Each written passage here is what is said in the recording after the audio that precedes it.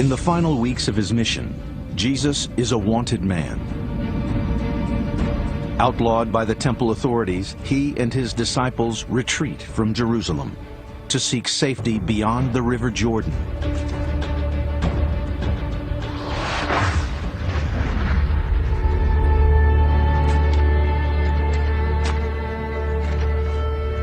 Meanwhile, in Bethany, Lazarus, the brother of Martha and Mary, is sick. We come to the story in John 11 about Mary and Martha and Lazarus in the middle of things. Something has gone tragically wrong, and Lazarus is at death's door.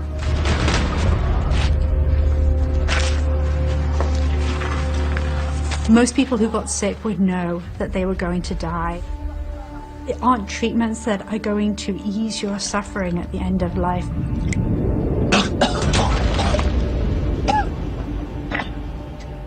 Knowing that you're going to die of a disease is a terrifying prospect. For Mary and Martha, only a miracle can save their brother. Is it surprising that when we meet Lazarus, he is defined by his sickness? It shouldn't be. All throughout the Gospels, we see Jesus as a healer.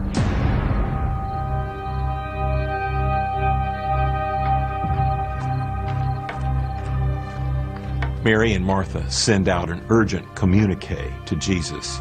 The one whom you love is desperately ill. Get yourself down here as quickly as you can possibly do it. You might be able to prevent this.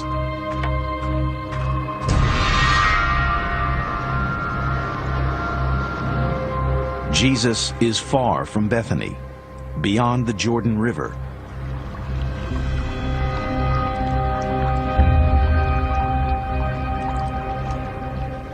It does seem that Mary and Martha know where Jesus and the disciples are and how to get in contact with them.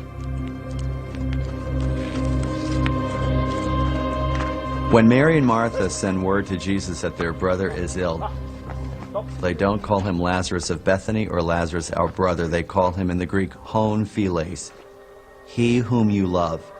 It's a very beautiful indication of the intense and affectionate relationship that Jesus and Lazarus had.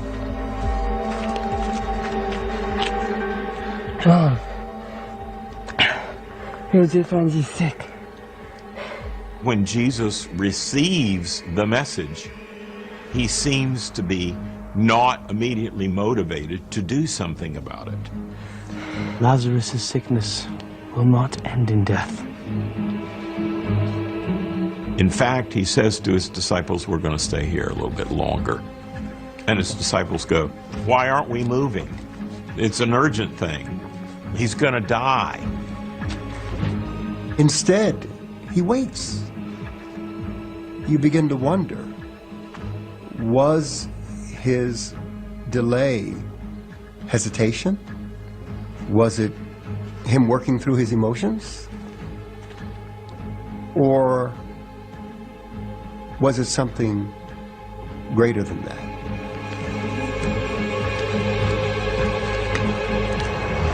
For Mary and Martha and Lazarus to know that Jesus, who had healed people before, was delaying in coming must have been torture to them.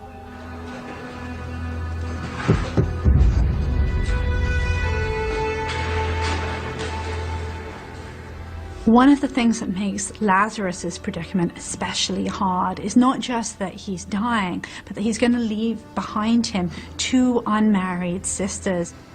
They're going to be vulnerable. It's a difficult and daunting prospect, not just for him, but for everyone. He helped others. Why couldn't he help Lazarus is the question asked about him, right? And so I think Jesus has mixed emotions about this. He's not going to respond to the will of a human being. He's going to wait from the word from on high before he does something. But maybe a sign in John's gospel that Jesus has control over the situation. If he wants to wait, he will wait. He's God.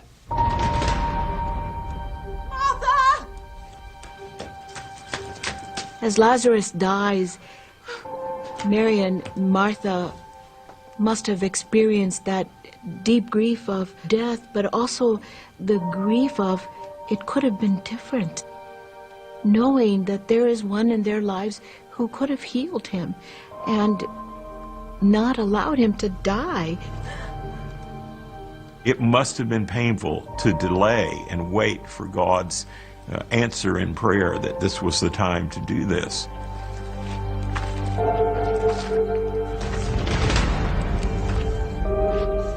Our friend Lazarus has fallen asleep, but I'm going there to awaken him. Lord, if he's fallen asleep, but he'll be all right. Lazarus is dead. Jesus has a real sense of destiny in John's Gospel.